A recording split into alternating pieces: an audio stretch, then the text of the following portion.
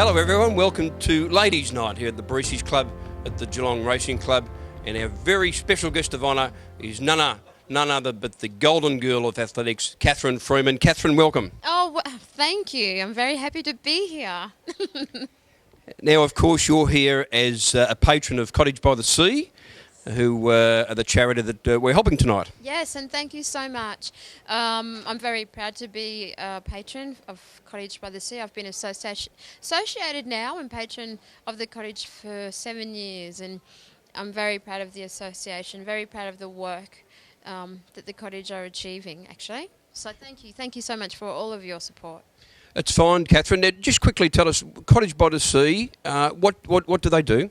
Well, we basically, going on 120 years next year, have been providing Victorian families relief and providing a relief service actually to focusing on the children, allowing the children a break away from their sort of troubled or challenged home environments where they get to go and stay at the cottage at Queenscliff and enjoy themselves and enjoy a holiday. And be kids. And just be children, yes.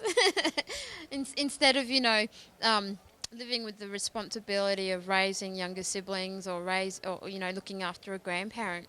So they get to actually just be children. Catherine, you do have a tremendous affinity with the kids. I think the last time I interviewed you was out here at the race course, and it was a race day back in around about 1994. And what we did is, between races, we got all the kids at the race course to run 400 metres with you that day. So you must have a tremendous affinity, just love the kids. I think I love the way that children make me feel. They make me happy. They make me cry at times with some of their moving stories and their honesty and their spontaneity. They make me they make me feel like I've still got a lot to learn, actually. So. And of course, you have a lot of kids in your life. Is it 10 or 11 nephews and nieces? I have 10 nieces and nephews, so I'm an aunt, a very busy aunt. One of my nephews is 15. He's proven to be he's reached that stage. He's a teenager and he's on the verge of wanting to become a man, and so challenging. But it's parenting. It must be a tough gig. As a parent of teenage daughters, it is a tough gig to be a parent of teenagers. Take my hat off to you. Catherine, of course, the other big foundation that you devote a lot of time to is your own, the Catherine Freeman Foundation. Tell us a bit about that. Well, yes, I'm the founder of the Catherine Freeman Foundation, and we're 3 years old, been operating for the last 24 months. We're still very much a startup. The first community that we're focusing on is Palm Island in far north Queensland, where my mother was born 70 years ago. And it's a very troubled community of 5,000 where there's 90% unemployment. It's an Indigenous community, and it originally had at least 46 tribes come from the mainland who lived on Palm Island that started in 1913. And it's just got a lot of troubles, a lot of social challenges. And so I want to focus on the children. I want to help provide opportunities for the children to realise their full potential and be the best that they can be. And of course, you had your big first gala function back in May this year, which of course was the first auction night, the foundation auction night. How did that go? Yeah, no, it was a huge success. I think 70,000 plus was raised. And I must thank the Geelong Racing Club, because you came along and supported the evening and gave 7,000 of your money. So thank you so much. And we've still got a very long way to go as a foundation, but the journey is it's a long one, but it's a worthwhile one. And we can't let you go before asking you about Sydney 2000, the race, the great race. The thing I've always been interested in, Catherine, is when you went across the line, what was your first thoughts race through your head? Oh, the first thought was, so this is what it feels like to be an Olympic champion.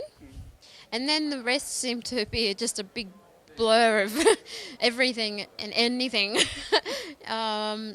More relief, I think, more than anything relief.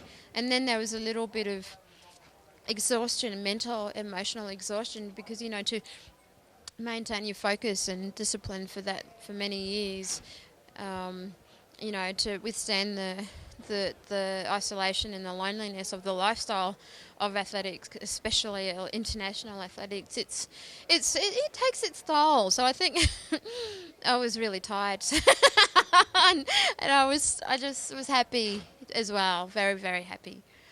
And finally, you move on to a new phase of your life now. Last month married to James, and ready to move on and start a life and start a family.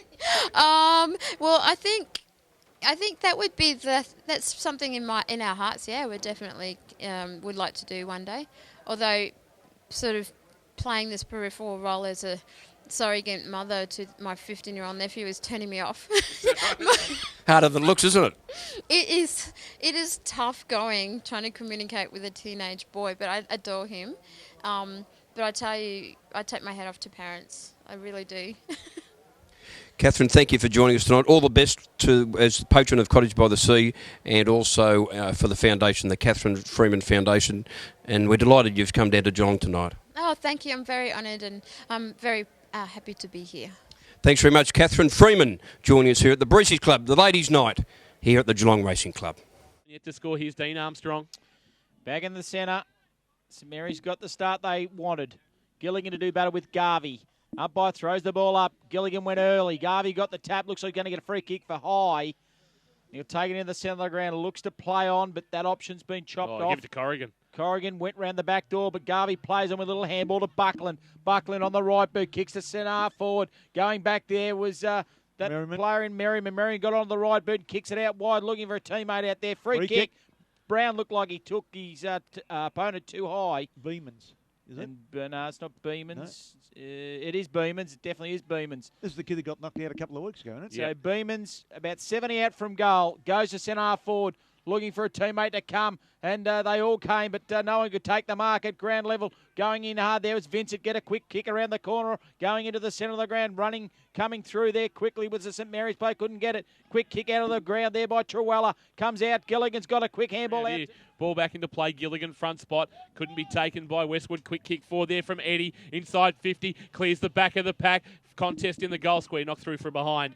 As going back there was Corrigan, and it's thrust through for behind. So it's St Mary's 1-1-7 leading South Barwon 1 behind on the Blood Toyota scoreboard. What do you think of the quick kick in by South Barwon? Garvey goes up and takes a good mark.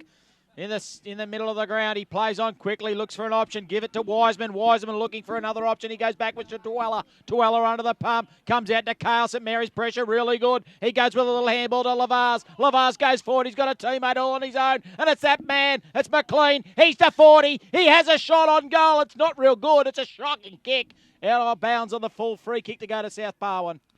Yeah, it was a good play, but the kick went astray. Wasn't a great kick, was it? Mark O'Donoghue looks to have started up forward, boys. Mark O'Donoghue, I don't think he's we've not got him yeah, on our I've list. Put him on the sheet. He's My not bad. there. No, Buckland towards half back, looking for a target. Corrigan taken high by Vincent.